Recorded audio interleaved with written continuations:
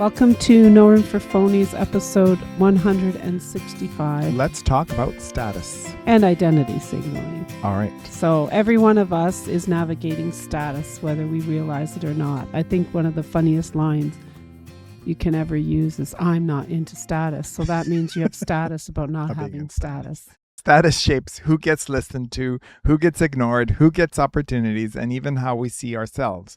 We spend our lives climbing for it, protecting it, losing it, buying it, earning it, rejecting it, and sometimes pretending we don't care about it. Yeah.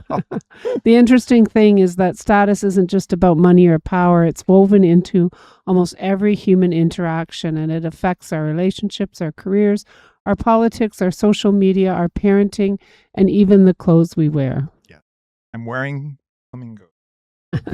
Today, we're going to unpack what status actually is, why human beings seem wired to pursue it, and how it quietly influences many of the choices we make every single day.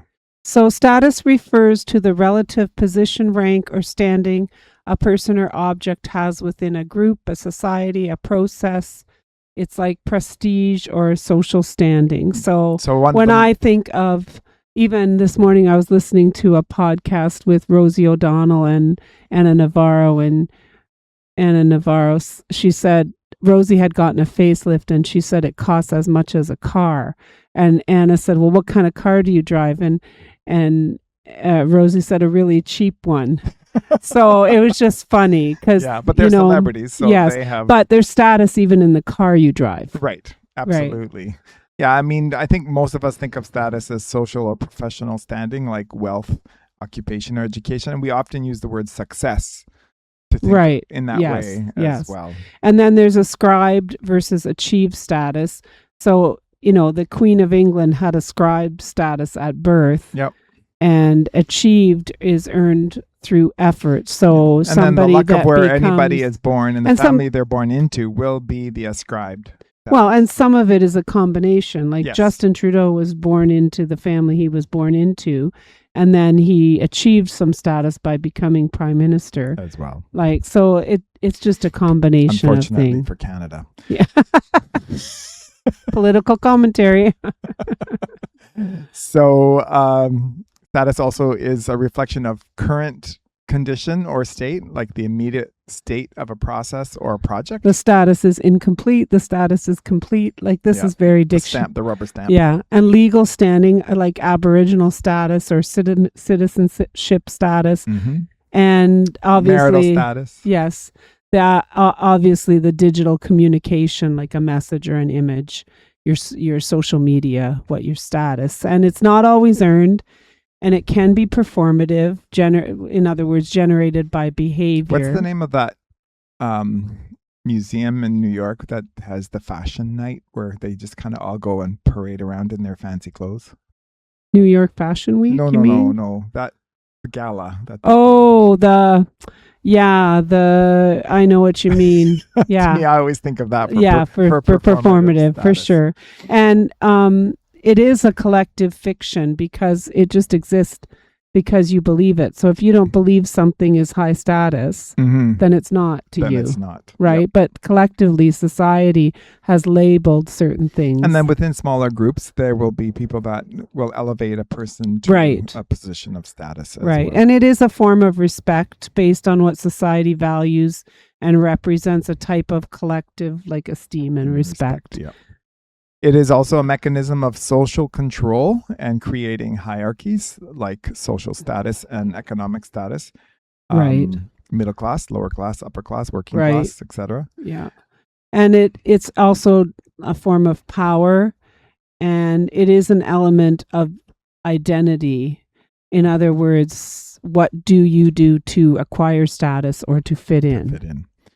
Status can be purchased, like purchasing things that symbolize status in like the cars. Yeah. You were talking about. And, buying watches. Stuff for your kids so that they fit in. So that it's a certain brand. Haircuts that kids get that help them fit in. Going to the right place, like having a cell phone. For kids. So, and it does rely on recognition by others, and it can be earned, and overcoming adversity is a form of status. Like look at the Obamas. Yes. They would be considered status, but they are status because they overcame But adversity. people recognize that hard effort and the win that Right. they have. But it's also fragile and perishable. Yeah, reputation can be tainted, or people can lose favor quickly. For Yeah, some, exactly. Yeah. fickle reason. And it's cultural, and no matter who you are, where you are, whatever, you have status. So you can't like live in the world and say, I don't abide by status, because everyone has it. Yeah. And it does generate that fear of missing out. Yeah, FOMO, as they say. There are many different types of status: authority, accomplishments, intelligence, talents, popularity, coolness, appearance, how youthful you are, Fame. bravery, style, etc. And it produces inequality, and it can be challenged. Mm-hmm. I grew up in Colombia, where there definitely were about 9 social status groups, economic status groups, and you could climb out of one group into another level, but it was pretty hard. Some people did it by marriage, and some just did it through sweat, blood, and tears. But Yeah. the status change would be challenged sometimes. And status is also multidimensional, because you can have status in lots of different areas. And have some and zero in others. Yeah, and it can also be inverted. You can reject traditional rules of status. Yeah. You can actually say, like people that believe in anti-disestablishmentarianism. And also like there's a group of young mums who actually don't go on Instagram, don't buy into that, all that FOMO and all the stuff where on social they media. just feel that they're never good enough. Yep. So that's to me, that's a rejection of traditional status. Yeah. And status also relies on symbols like visible signs and objects and behaviors and titles. Mm-hmm. And it's more than rank. It depends on how hard you work to earn it.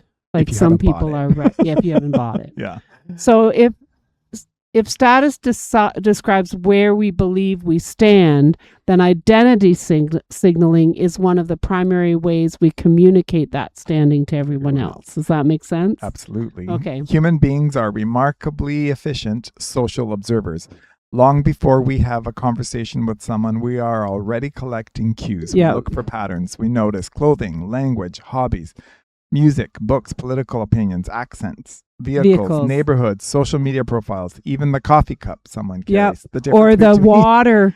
Or the water bottle. Yeah. Or the water glass things. Yeah. Like that's a huge sign of status. Yeti versus, what was that? The big one. I don't. Anyway. Oh, anyway. Yeah. Some of these signals are intentional and some are unconscious. Some are honest. And some are a result of peer pressure. And some are just very carefully curated so that they look a certain way. So whether we like it or not, we're constantly sending signals about who we are, what tribe we belong to, what we value, and where we think we fit in the hierarchy. Yep. And that brings us directly to identity signaling, which is something you really wanted to talk about. Yeah. Identity signaling is the process by which individuals consciously or unconsciously use communication, choices, and material displays to broadcast their group affiliations, beliefs, or personal values to others. It acts as a shortcut, helping people rapidly identify and connect with similar individuals in large societies. So, we all do it. I don't I don't want anyone to think we are identity signaling right now because we are informed about identity signaling. Right. And we're gardeners, we're knitters, we're crocheters, we're podcasters, we're a whole food people, we're cyclists. So it's all identity signaling. Yep. So here's the 10 key facts that I could find about identity. Just within cycling, just for a small moment, like, yes, we have cycling shorts and maybe a cycling shirt, but most likely not. And 2 water bottle holders. But we don't have saddlebags. We don't have the cleats and the click-ins. Yes. So, so those cyclists that wear the click-ins and the cleats, they look at us with our shoes on pedals and they're like, Yeah. So, and I look at people who don't wear helmets. Right. And go, Because I identity signal by the fact that I wear an expensive helmet. Yeah. because I'm worried 'Cause we about my head. Conscious about safety. So 10 key facts about identity signaling. material and behavioral choices speak volumes. So easily observable choices are clothing and cars and music and digital profiles. That's a huge form now as primary cues. And why people have to identity signal with music in public places? I don't know. Pet peeve. Number two two is public visibility increases signaling. So individuals engage in significantly more identity signaling in public spaces where their choices are conspicuous compared to private unobserved settings. Right. During FIFA, it was fun here in Canada to see cars with a Canadian flag and then a flag from another country right. on the cars driving Yes, around. that's fun. And I've also seen a lot of identity signaling when I'm at the playground with other parents, because they're signaling that they're fabulous parents by the way they talk to their kids. Oh, like or the gentle parenting exhibits? Or they're Or signaling the the kind by sitting looking at their phone the whole time.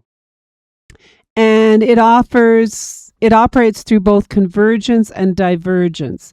People signal their identity by converging with the tastes of their in-group, but they also strategically avoid or discard products and behaviors associated with disliked outgroups. And if you think that this just happens in high school with those who want to be gosh. emo versus non-emo, oh gosh, no, and jocks versus artsy, nope. All you have to do is starts go. in high school, but it's all the you rest have of to your do life. is go to a school playground and wait for children to come out and watch the parents. Yeah, and you'll see it. Trend setting proves access to information. So the rapid adoption of new trends in fashion and language or ideas is often a covert sign of a person's adaptability and social connections and access to new information. Yeah. We knew some people that were early adopters. They always had to have the everything. trend. Yeah. And I mean, our status was that we weren't. Right. So and hidden or covert signaling navigates political diversity. So in politically polarized societies, like what most of the world we is have right now, people often use a little bit more covert or hidden signals, such as subtle hashtags or coded language to communicate with their in-group while obscuring their allegiance from those who might disagree. Right.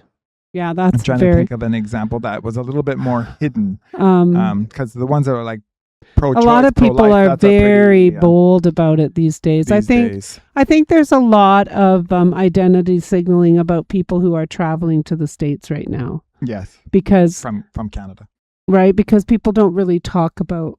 Oh no! If they go across the it's border, very covert. Yeah, they don't brag. They don't brag about it, but people who don't go across usually don't talk about it either. Right? Well, so travel. I mean, I'm very clear about not crossing the border, but anyway, that's identity signaling as well. Yeah. So consumption often serves as a proxy or a substitute for values. So research on consumer behavior indicates that people willingly spend more on products like ethical or fair trade coffee or sustainable goods, not just for the product itself, but to broadcast their personal values. And if you look at advertising, you can see the advertisers going for the people who identity signal along those lines. Yeah. And then Trader Joe's. Yes. Social media platforms amplify performative signaling, like features like profile avatars and hashtags and digital curation are really like the central tools for identity signal, because they allow users to rapidly mark their allegiance to specific socio-political or cultural groups. Well, and if you just think, for example, on Facebook, when you can add a temporary little decoration to your profile photo on a particular day of the year, or if there's a political movement or stuff like that. Conspicuous consumption establishes hierarchy. So if you're buying things and really showing it off, that helps put you in the status layers. Yeah. So wearing luxury brands or engaging in elite hobbies is often a deliberate signal intended to demonstrate a person's social status, wealth, or ability to access a specific hierarchy. Just like, for example, the people who will golf at Fox Run, but the people who will not golf at Fox Run. Right. And you know, golf itself. And cottages versus camping. Right. And cottages with, you know, speedboats or some of the other things that people have. That's all conspicuous consumption because it's right out there. Versus the lowly canoe. Yeah. Signaling benefits psychological well-being. So by successfully signaling and finding like-minded others, individuals then experience the psychological benefits like a stronger sense of community and improved mental health. Yep. So I think that is dangerous to use identity signaling as your psychological well-being, because it's too like all of a sudden it's and it doesn't build you as a person. Right. It doesn't like challenge your beliefs or make you like, there's nothing wrong with if that's what you enjoy and that's who you are and that's what you want to do, go for it. But if you're using identity signaling for your psychological well-being, well, I guess it's just like joining a social club or a church or a religion because you're lonely, and so you learn to identity signal with a particular religion so that you feel part of the group and accepted, and then that meets your loneliness. And that's okay if the person that you're being in that group is the person that you are. Right. Not if you're just wearing a mask and pretending. So signals changed also across cultures. The exact object, styles, or behaviors used to signal identity depend heavily on the culture, with some cultures prioritizing publicly visible collective identities more than other. Yeah. And that leads to a lot of cultural misunderstandings and culture shock. For example, in some cultures, if you're being like scolded or chastised by a boss or a teacher, you should be looking at the floor and not making eye contact. In other cultures, like North American, we're supposed to maintain eye contact. Otherwise, it looks disrespectful or that we're guilty of doing something wrong. Right. So, but if you're brazen and look at people in some cultures, that's considered rude and then definitely a problem. So identity signal obviously involves actions or choices or behaviors that communicate an individual's group affiliations, their values, their social standing to others. So there's a bunch of, and these are, some of them are kind of the same, like conspicuous. But these are your behaviors now. This is what you do. You go out and do it. You do conspicuous consumption. You use certain vocabulary and jargon to, like. I'm trying to think of, it used to be localized. Well, the word cool seems to have pervaded, but like groovy was back for the boomers. And then I don't even know what we had. But, but you signal an in-group. And I even just like inside jokes. I've been, in settings where people have not been very kind about like including you or making sure that they're not kind of saying things that they know don't really whatever. That if you're not on the inside, you don't know. Yeah. Bumper stickers on vehicles and, of course, political yard signs display overt ideological affiliations in public or residential spaces to broadcast personal values, like the little fish emblem on the back of people's cars. Yeah. And lifestyle choices and diet. Veganism for sure is identity signaling. How do you know someone's vegan? Because they're going to tell you they're vegan.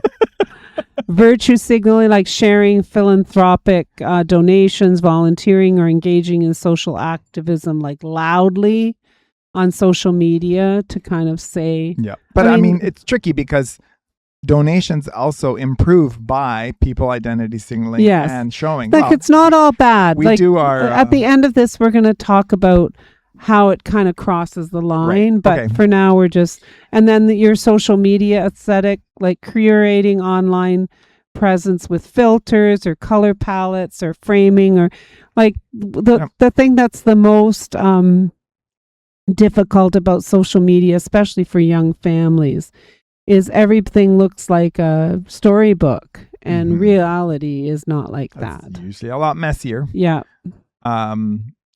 Clothing and grooming choices. And then, of course, being divergent is also, so you want to deliberately abandon a trend or an aesthetic once it's adopted. So you want, and then you think you're not identity signaling by doing that when you actually are.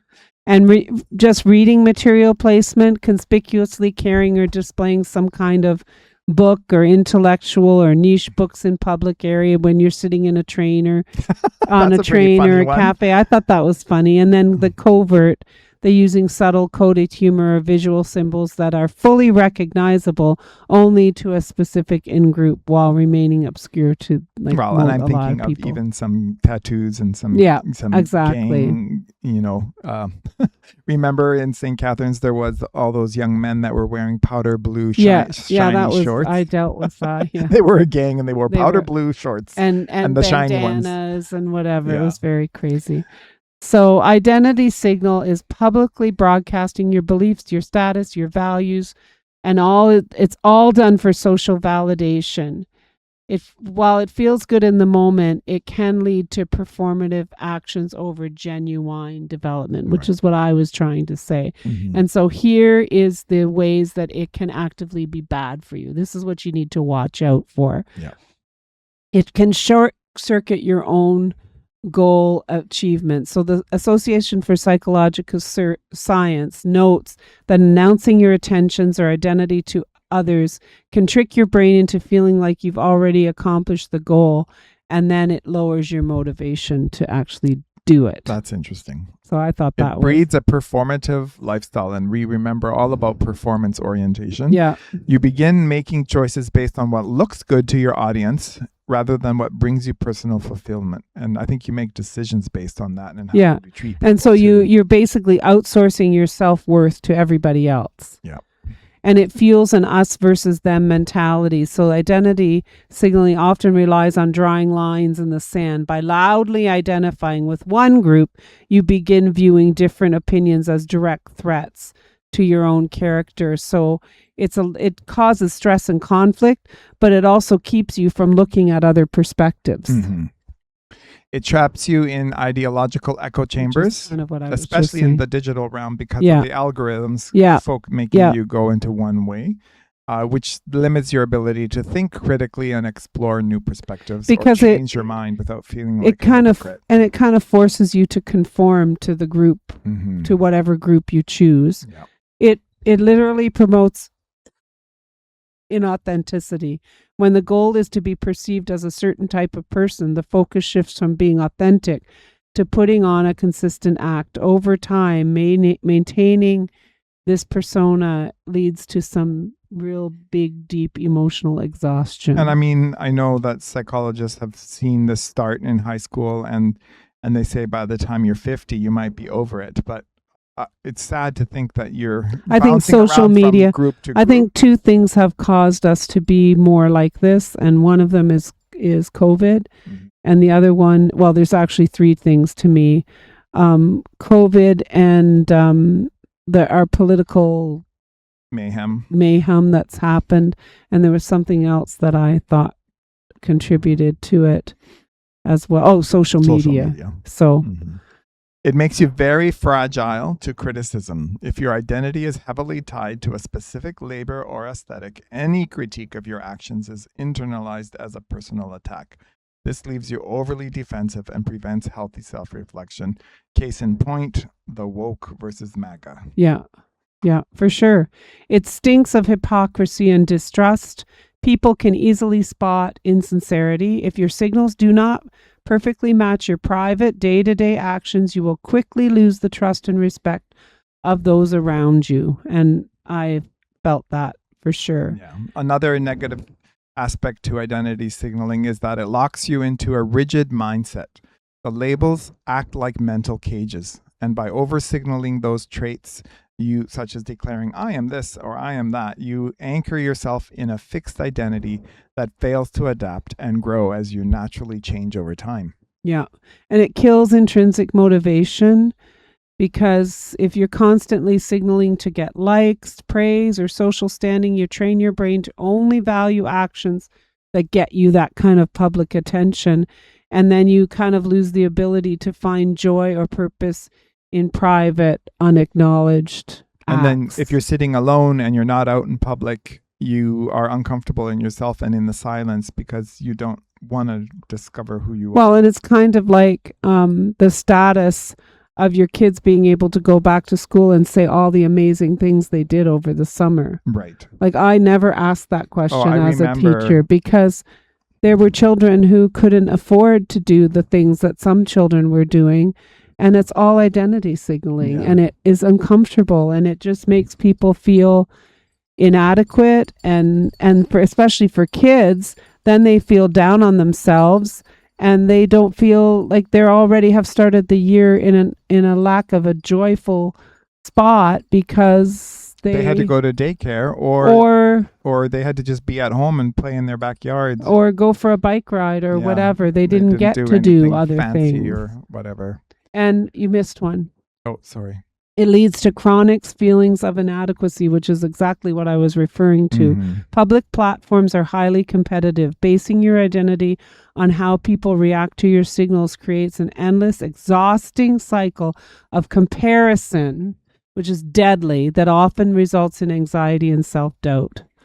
So status itself isn't good or bad, and neither is identity signaling. No. It just is. Pick up the flip side. Yep. And it just is. And they're deeply human, and they came about because of living in hunter-gathering societies. Our ancestors needed to belong to a group to survive, and so it built trust and it helped the groups cooperate and survive, and we've carried that into modern times. So the challenge really, and we've dealt with that a lot in our lives because we often were friends with people who had way more money than us. So we've had to just kind of figure out who we are as people and be that kind of person. And then even when we had more money, we didn't really... We had to choose to not necessarily flaunt it. No, same way. We've always kind of had our standard of what we do. And so the challenge is knowing when we're living from our values and when we're simply performing for approval. And that's hard sometimes. So there's a question, like a test question you can ask yourself. If nobody else knew I was doing this, would I still choose to do it? And I just remember one time when I was helping somebody and they wanted to post on Facebook that I was helping them or whatever. And I asked them not to because I don't want that I was doing that because that's what I was choosing to do. It wasn't a performance. And I didn't want people, I don't want people to know I have become, I think, more and more even private. I don't really care that I don't really announce what I do during, people ask, what did you do today? Well, I'm in my 60s. I got up. Except I had some we coffee. recorded a podcast. No, but I'm just saying, I really, I don't feel it's necessary for me to recount my day to anybody. Yes. Yep. And so in fact, I often... a lot of our days aren't all that exciting. I often kind of avoid that question and don't really respond to it because... To me, I don't need to do that. Being busy is another identity signal thing. It is. So because real character isn't built by the signals we send to the world, it's built by the habits we practice when nobody is watching. And speaking of habits, you can join us on the next episode, which is August 15th, as we begin looking ahead to autumn and ask this important question. How do we intentionally build routines that shape our lives? And so we're going to talk about small habits and routines. So join us on August 15th. And I would really, I think this topic of status and identity signaling can be very difficult for some people to hear. So I hope that you can listen to it with a reflective attitude. It doesn't mean that what you're doing is wrong. It means that what you're doing is human. But sometimes we need to step back and say, hey, I don't need to be quite so worried about what everybody thinks of me. Yeah, so, and if you want to leave a comment on our YouTube channel or on our Substack page about some feature of status or identity signaling that you thought was cool to learn about or something that you've thought about, please come and leave comments. And also remember that identity signaling and status also are highly related to shame and guilt. Right. And you don't want to live a life like that. No. So So one other thing you can do to identity signal is you can share this podcast episode Yes. with your friends to show how aware you are of your status and identity signaling knowledge. So thanks for joining us on No Room for Phonies. See you next time. Good afternoon.